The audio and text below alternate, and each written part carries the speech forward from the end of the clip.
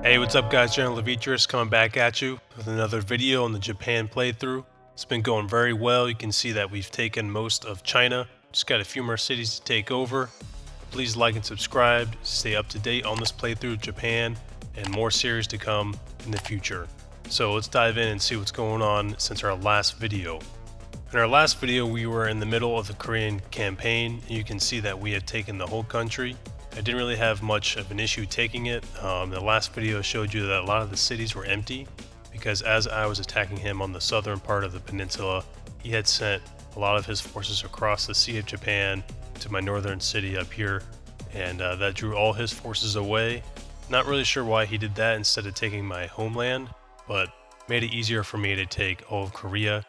And then Indonesia was in the capital here, and I decided to attack him to take the capital as Indonesia actually went AI, and now I'm at war with Indonesia, but it's an inactive player, so I'm not too worried about Indonesia coming and attacking me as AI or as aggressive as actual players, of course.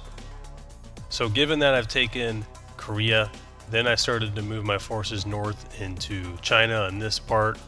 I met some resistance from China. He had a few troops coming in, some motorized infantry coming into this northern peninsula, but not too many. I was able to defeat them pretty quickly. Also, given that I now have a sizable elite attack aircraft force, this is a stack of 3 I have stationed in Seoul, and then I have another one down here and some more on the way cooking up down here in the southern part of my mainland.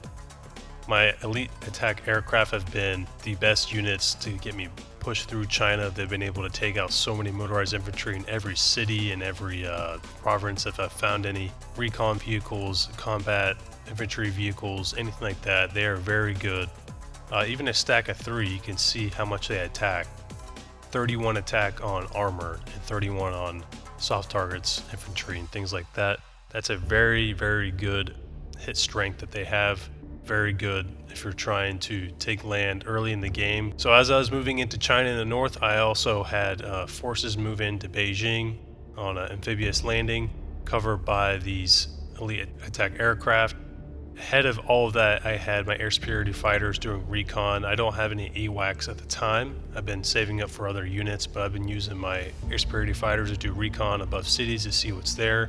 They won't reveal exactly what the units are, but they will tell you that it's either an infantry unit or an armored unit or an aircraft and so forth. Things have been going very well against China.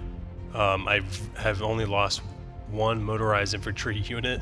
I've just been pushing through. I took most of my forces out of Korea and just moved them across either up here or just across the Yellow Sea and just started taking these cities. I'm taking Shanghai, Beijing, his capital, and I have a few more cities. I have Hong Kong down here. There's a stack of a armored unit and a infantry unit, and this is an example of what the air superiority fighters will reveal to you. So you can see that it's unidentified armor, unidentified infantry, but it tells me, okay, that's what I have to work with. And if you know what your enemy generally has by fighting him for a few days, then you can kind of guess at what level those units are at. I have forces moving in even more. This unit is going to get here in about 6 hours. And then I got this guy going through central China. I think I'm going to be able to take China pretty quickly. That'll be a good boost for my economy. And then that is going to lead me to what is next. And I think I'm going to take the southeast peninsula down here of Asia, Vietnam, Cambodia, Thailand, Myanmar. Probably Vietnam first is what I'm going to take to get some more naval bases here. If I wish to annex any cities and just control this area around Indonesia.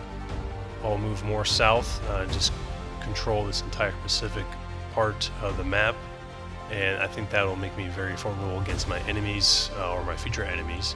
So let's take a look at the coalitions that is left, and this map I think has cleaned out a lot since our last video. The NATO coalition is still active, but it's had a lot of players filtering in and out. USA is the leader, he is still playing, Canada is still playing, Mexico has gone on and off in terms of his activity. Nigeria has joined them, now he's gone. There was other European nations that joined them and now they're gone. So I think my main enemy is going to be the United States, and once I take out the United States, that'll have to be in the future because I'm going to need a very big navy to take them out.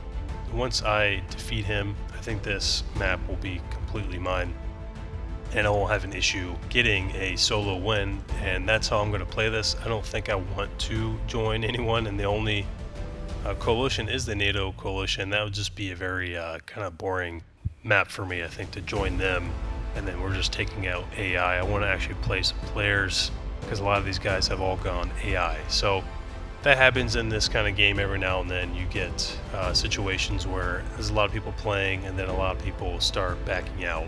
Last thing I want to cover is the research at this point, at the 2-week mark. So let's take a look. Let's start with my infantry.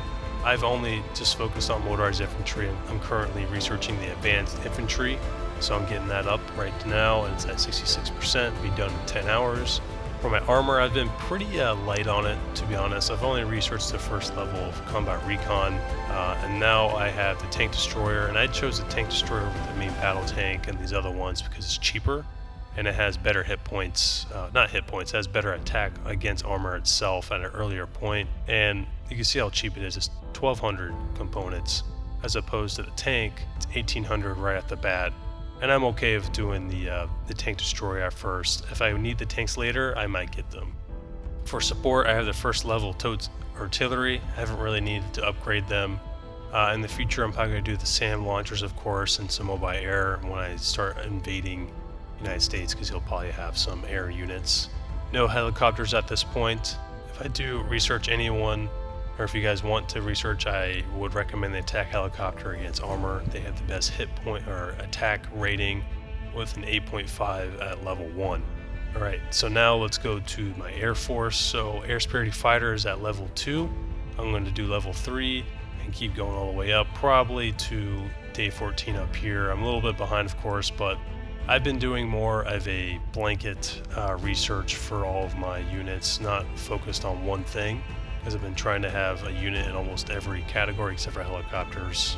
So my next unit is my Naval Patrol Aircraft, which I'm currently researching at 38%. I want to have that for a good defense in the Pacific Ocean. If the United States has a large Navy, I want to be able to recon the sea and be able to have an early warning system with also an attack on them. And then I have my Corvettes, of course, that you saw earlier in the game that I use. Corvettes are great at the beginning of the game to have a good defense, and also if you just want a little bit of something to bombard beachheads or cities early in the game, that's a good unit. And now I have the level 1 destroyer. Destroyers are very good, just an all-around good ship for fighting subs and surface vessels. So you can see surface vessels 8 at the beginning and then 5 at the beginning, and it only gets better from there. I'm probably going to research to level 4 or somewhere around there. And then my subs I have at level 1, attack subs that is. I'm going to get these research a little bit further. I don't usually research these all the way up, maybe to, no, I actually won't go all the way up to here because I don't usually use my subs as cruise platforms as much. I do like ballistic missile submarines though, because you can really sneak up on your enemies and just have those sitting there and launch some big missiles at them. And then lastly, I'm going to skip missiles and officers. I haven't researched anything there. Is the elite attack aircraft. I think for me, this is actually my favorite unit of the entire game. So cheap. Research isn't really that much to do right first. You only need 1,400 supplies, 1,800 rare materials. You see the attack rating here on infantry and tanks or armored units is 10 right off the bat.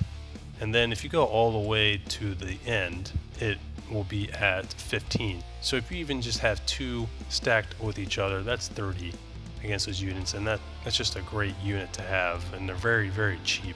To research these though, you have to keep researching your air superiority fighters over and over again. You have to get all the way up to, I think, about here to the Viper to get to the end of the A-10 Warhog to get to level 3.